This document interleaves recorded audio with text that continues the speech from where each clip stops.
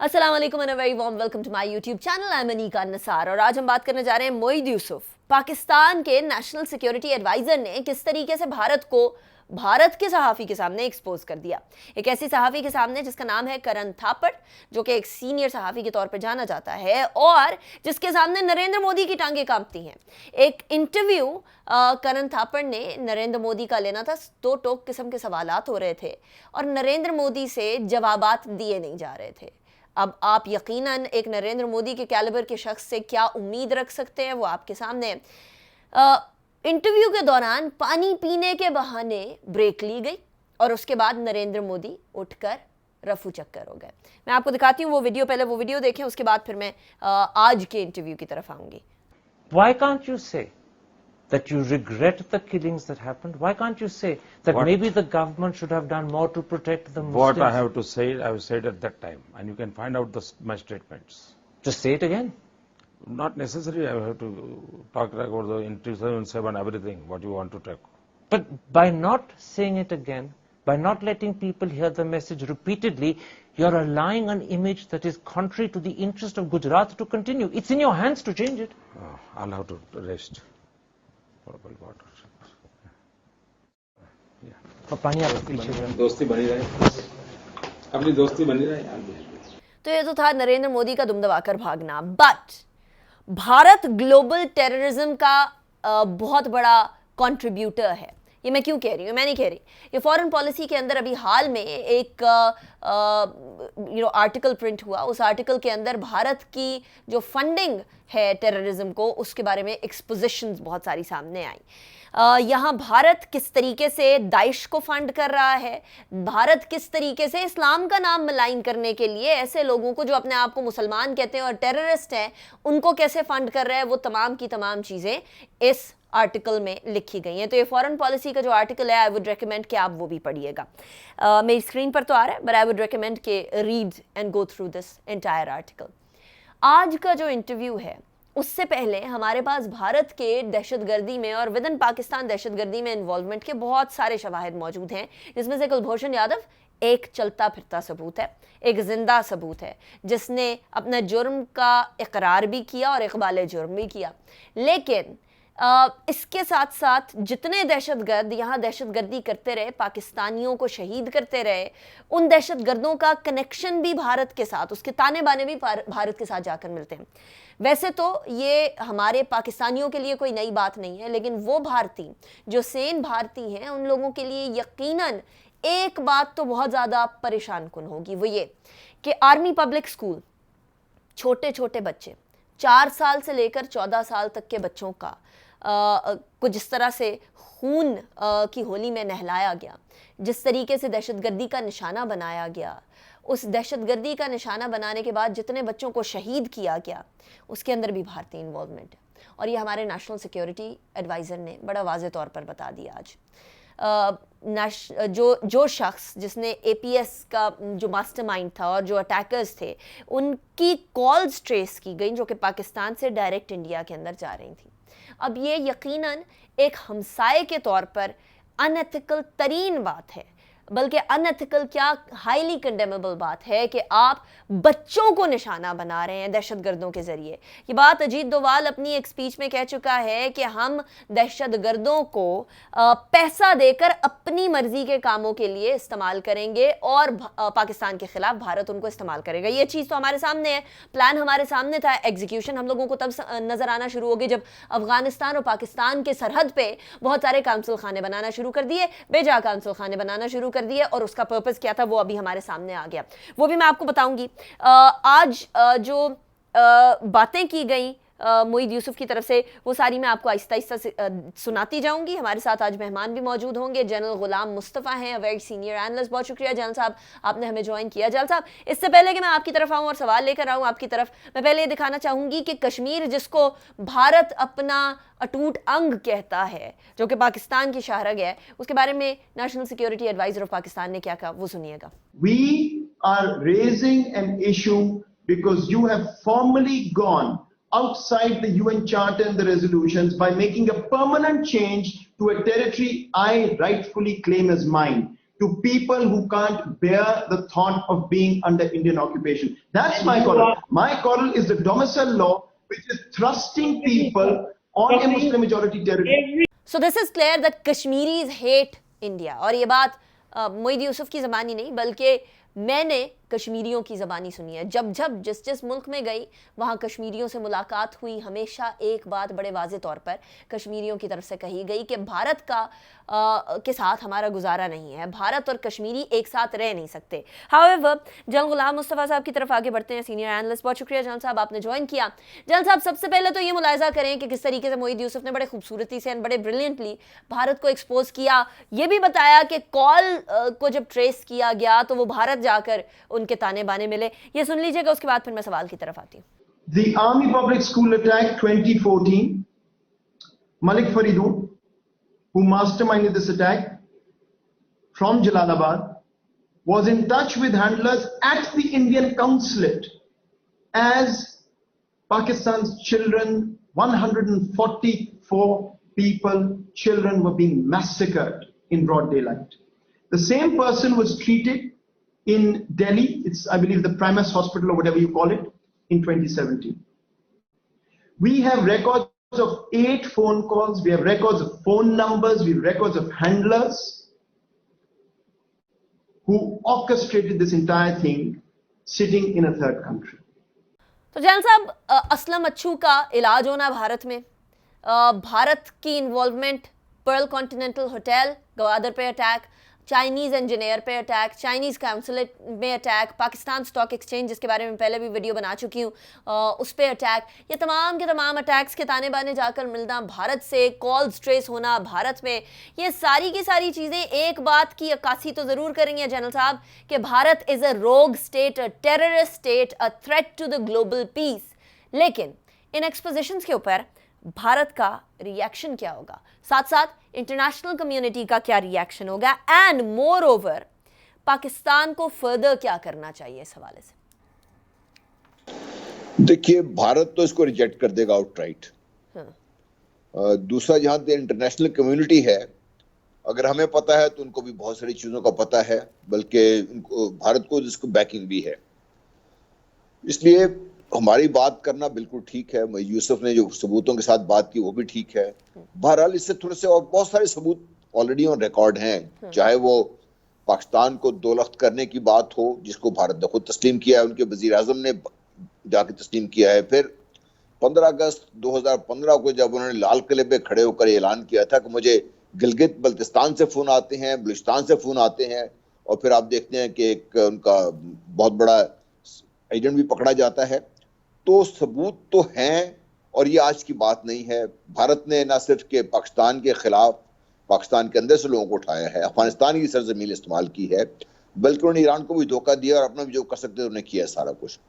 इसलिए ये जो अभी चीज़ें जो सामने बड़ी खुल के आ रही हैं, ये पाकिस्तान के लिए बड़ा खूबसूरत ये मौका है कि इसको सही तरीके से अपना जो नेशनल नैरेटिव है, जिस तरीके से हम बात कर रहे हैं, अब अमन की बात करते हैं, हम पीस की बात करते हैं, रीजनल पीस की बात करते हैं. आज भी हमारे जो नेशनल सिक्योरिटी एडवाइजर ने कहा है कि हम बातचीत के तैयार हैं, 2-3 शरात उन्होंने साथ रखी हैं, लेकिन भारत इसको तस्लीम नहीं करेगा क्योंकि भारत का अपना एक एजेंडा है, उस पर वो चल रहा है. हम उसको हिंदुत्व का नाम देते हैं, लेकिन इससे बढ़कर एक ब्राह्मण ज़ायनिस्ट का एक जो सोच है उनकी कि उनके अलावा जो ब्राह्मण ज़ायनिस्ट हैं, उनके अलावा इस दुनिया में किसी और को अगर जीने का हक है तो सिर्फ उस सूरत में कि जब उनके गुलाम बनकर रहें, उनके पाँव तो छू सके, उनके पाँव तो धो सके, लेकिन उनको हाथ न लगा सके. तो ये जो जहन है उनका, ये भारत में इस पर गलबे में है.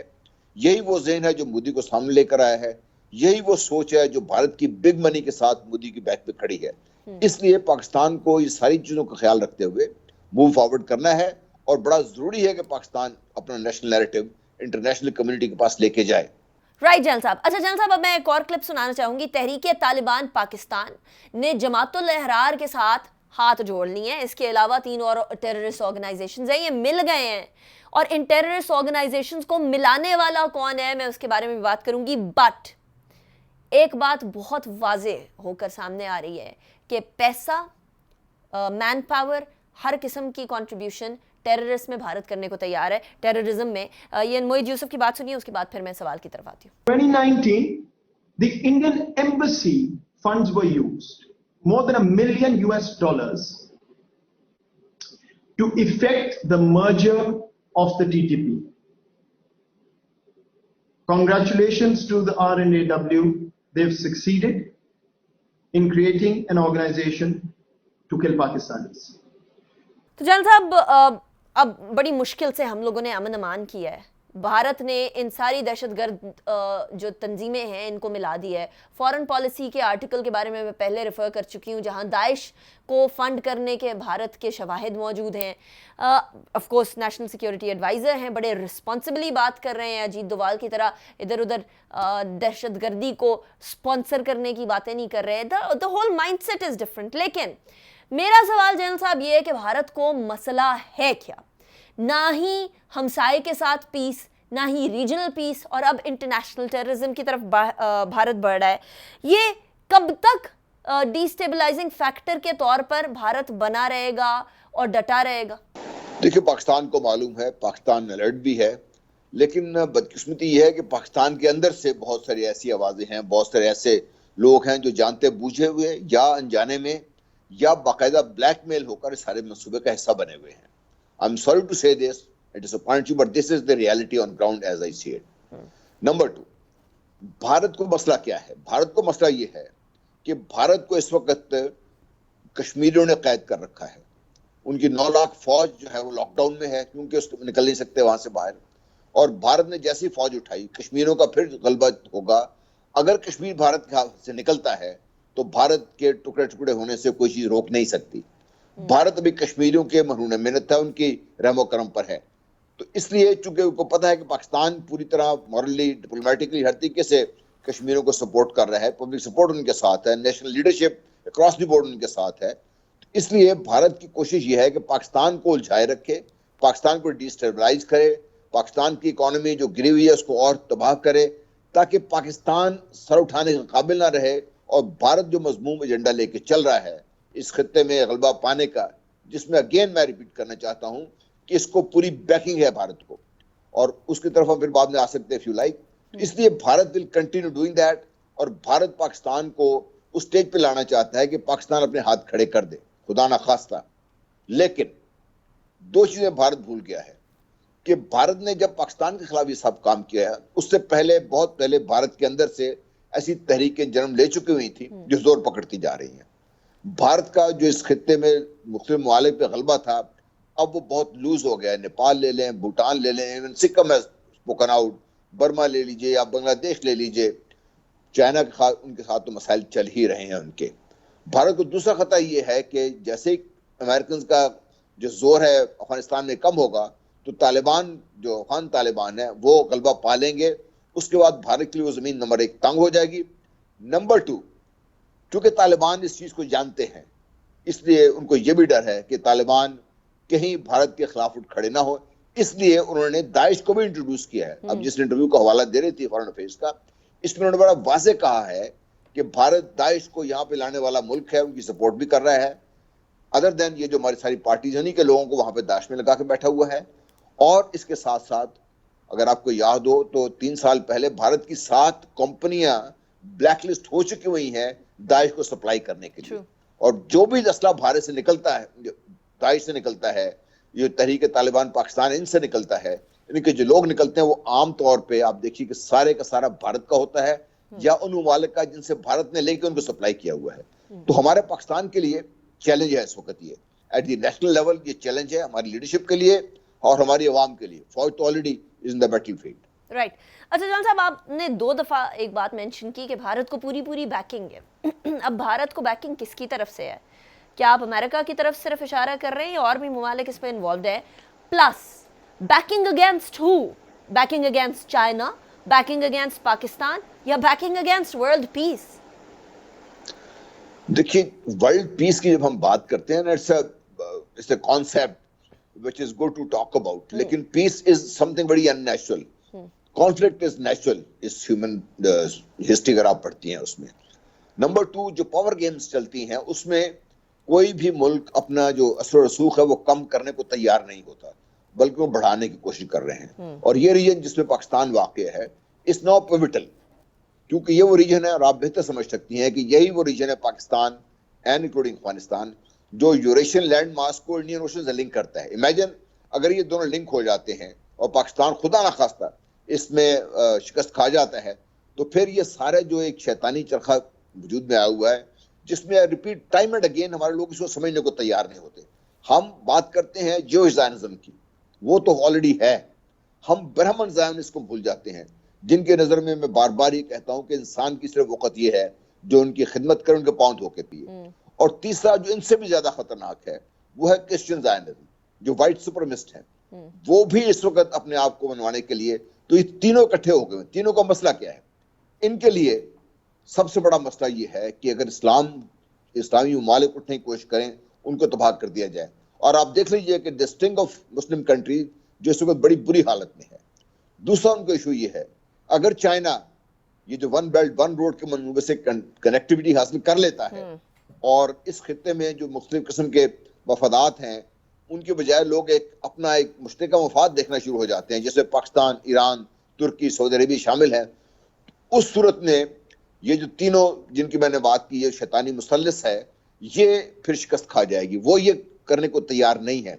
इसलिए आप देखिए कि भारत को, इजराइल को और अमेरिका को जब भी आप देखेंगे, आप देखिएगा कि ये तीनों हर उस शरारत में मुलव्वस नजर आएंगे जो पाकिस्तान के खिलाफ हो रही है, या जो चाइना के खिलाफ हो रही है, या जो ईरान के खिलाफ हो रही है, या जो तुर्की के खिलाफ हो रही है, या जो मुस्लिम वर्ल्ड इन जनरल जो फेस कर रही है इस वक्त. राइट. अच्छा जन साहब, फिर ऑब्वियसली जितना मर्जी एक्सपोज कर लिया जाए भारत को, अगर बैकिंग है तो फिर तो अल्टीमेटली भारत को एक बगल बच्चे के तौर पे लिया जाएगा. अमेरिका उसको बगल बच्चे के तौर पे ही प्रोटेक्ट करता रहेगा. अब इसका काउंटर क्या है जन साहब? अगर भारत को सारी ह्यूमन राइट्स वायलेशंस करने के बावजूद, दुनिया में टेररिज्म फैलाने के बावजूद, अगर भारत को रीजनल डिस्टेबलाइजिंग फैक्टर बनने के बावजूद भी प्रोटेक्ट करना है अमेरिका ने, तो फिर हमें भी तो कोई रास्ता ढूंढना होगा. हमारा क्या रास्ता होगा? देखिए, पाकिस्तान का रास्ता बड़ा वाज़ेह है, मुश्किल है लेकिन बड़ा वाज़ेह है. Number one, as I see it, हो सकता है मैं गलत हूं, सबसे पहले तो पाकिस्तान को अपने दो कदमों पे बड़े मजबूती से खड़ा होना होगा. जो भी पाकिस्तान का मौक़िफ़ है वो पूरी कौम को यकजुबान होकर दुनिया को सुनाना पड़ेगा. दुनिया को ये समझना पड़ेगा कि जो बारहा पाकिस्तान इसका इजहार कर चुका है कि पाकिस्तान अपने मफादात की निगहदाश्त में आखिरी हद तक जाएगा. और जिस तरह जनरल राहील शरीफ ने 16 अगस्त 2015 को मोदी के जो मैंने आपको हवाला दिया था जवाब में बात की थी, गिलगित बल्तिस्तान में खड़े होकर, कि पाकिस्तान अपने मफादात की निगहदाश्त में आखिरी हद तक जाएगा, अगर जरूरत पड़ी तो आखिरी हद से पार भी. जिस दिन दुनिया को इस बात की समझ आएगी वो इसको तस्लीम कर लेगी, आपकी बात सुनना शुरू हो जाएगी. नंबर टू, पाकिस्तान को अपने रीजन में, खास तौर पे चाइना के साथ पाकिस्तान के ताल्लुकात हैं, इसमें रखना डालने की जो कोशिश की जा रही है हमारे अंदर से और बाहर से, पाकिस्तान को उसको गार्ड करना होगा जेलसली. और चाइना के साथ पाकिस्तान के ताल्लुकात हैं, इनको जो स्ट्रेटेजिक नौयत के हैं उनको और मजबूत करें. रीजन में दूसरा जो बड़ा इंपॉर्टेंट मुल्क है वो है ईरान. ईरान के पाकिस्तान के खिलाफ मसाइल रहे हैं पाकिस्तान के साथ, लेकिन अब ईरान भी मसाइल में घिरा हुआ है और उनको ये बात भी समझना आना शुरू हो गई है कि पाकिस्तान को तंग करके ईरान भी खुश नहीं रह सकेगा. इसलिए ईरान के साथ और सऊदी अरेबिया और दूसरे जो हमारे मिडल ईस्ट के दोस्त हैं उनको ये बात समझानी पड़ेगी कि पाकिस्तान के ईरान के साथ ताल्लुकात उनकी वजह से खराब नहीं होने चाहिए और इनसे उन लोगों का भला होगा. अगर पाकिस्तान किसी तरीके से हमने पहले कोशिश की है कि ईरान को कूल डाउन रखें, अगर कामयाब होता है और पाकिस्तान के साथ ताल्लुकात बेहतर होते हैं तो ये अरब मुमालिक का भी बेहतर होगा इसमें. इसलिए ये तो चीजें इमीडिएटली हमें करनी पड़ेंगी. तुर्की दूसरा मुल्क है जिसको पाकिस्तान के साथ ताल्लुकात ऑलरेडी स्ट्रेटेजिक हैं, बहुत मजबूती से कायम हैं. उनके साथ भी पाकिस्तान को बिला किसी झिझक के पाकिस्तान को बड़ा स्ट्रांगली दोनों को खड़ा होना. आप देखिएगा जब ये पाकिस्तान खड़ा होगा, इस गिर्द ये साथ लोग इकट्ठे होंगे तो दुनिया के बाकी लोग भी करना शुरू हो जाएंगे, क्योंकि दैट इज व्हेन दुनिया रियलाइज करेगी कि it's time to listen to Pakistan, it's time to listen to. जिस तरीके से तालिबान के बारे में पाकिस्तान ने बारहा ही बात की थी, दुनिया नहीं सुनी, आखिरकार उनको वही बात करनी पड़ी जो पाकिस्तान कहता रहा था. अब भी दुनिया को ये बात माननी पड़ेगी, लेकिन ये डिफिकल्ट है, चैलेंज है, और मुझे पूरी उम्मीद है कि हमारी जो कौम है इसके लिए तैयार है. हमारी लीडरशिप के बारे में मैं और बात नहीं करना सकता. Right. Jalal Saab, thank you so much for joining me in my YouTube video. It was such a pleasure having you, and it is time to listen to Pakistan, because now Pakistan is telling the world that India is involved in global terrorism. First, it was just destabilizing the region, and now it comes to spreading terrorism internationally. So listen to Pakistan, this is the right time. India की terrorism पे अपनी आंखें खोलें और इसके साथ साथ अपने तई जहाँ जहाँ भी पाकिस्तानी हैं, जहाँ जहाँ भी कश्मीरीज हैं, वो एम्बेसडर्स बन के भारत को एक्सपोज करने की तरफ यकजा हो जाएं। इसी के साथ अनीका निसार को इजाज़त दीजिए। अपना बहुत ख्याल रखिएगा। Take care of yourself and the people around you. Allah हाफिज़।